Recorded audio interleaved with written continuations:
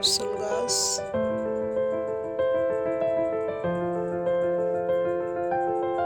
আমাদের পিছনে এটা 2 বছর হচ্ছে অ্যাপ্রিল গাছ।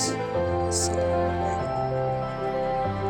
কেমন আছেন? আমি ভালো আছি। আমি বাবার বাড়ি থেকে কাল আসছি।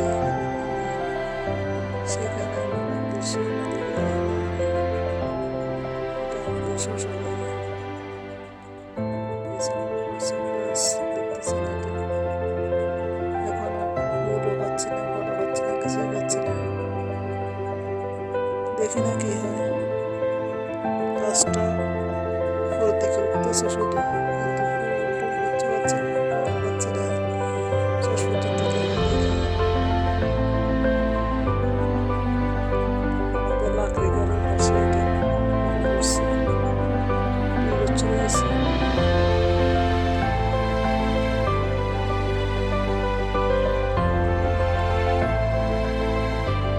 এটা আমাদের পেয়ারা গাছ।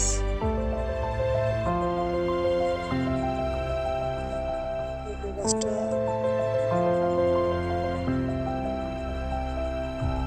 বৃষ্টিতে, অনেক বৃষ্টি হয়েছে, আমাদের পেঁপে গাছগুলো সব মরে যাচ্ছে।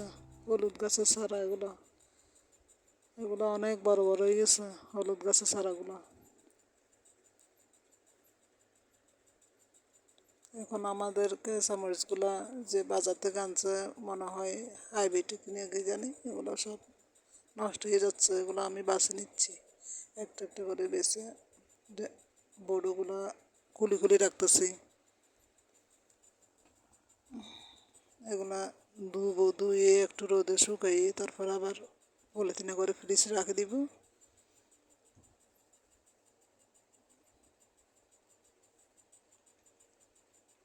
অনেকগুলো নষ্ট হয়ে গেছে কাঁচামরিচ।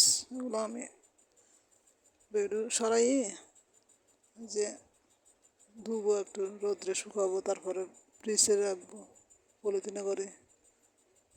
সেরকম হলে মনে হয় একটু ভালো হবে, সেজন্য।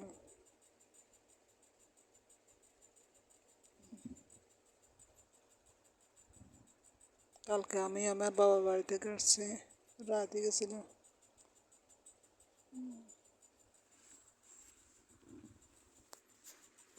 এক হাতে কাজ করি, সব সংসারের সব কাজ এক হাতে করি।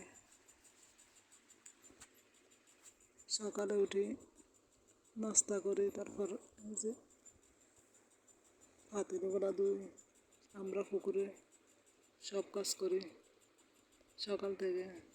পুকুরে সকালেগুলা ধুই, তারপর আরগুলা বেসিনে 2 ভাগ করে।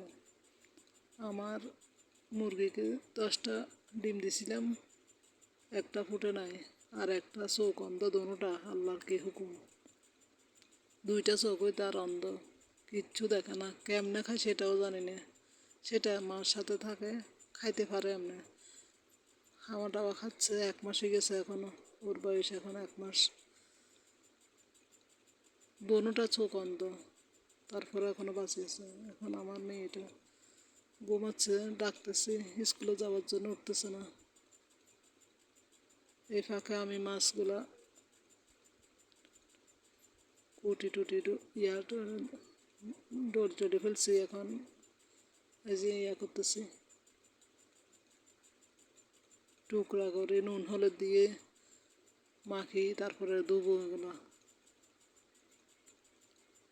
এগুলা তেলাপিয়া মাছ, পুকুরের, আমাদের পুকুরের তেলাপিয়া মাছ। বর পুকুরে জাল দিছি ওই মাছগুলা।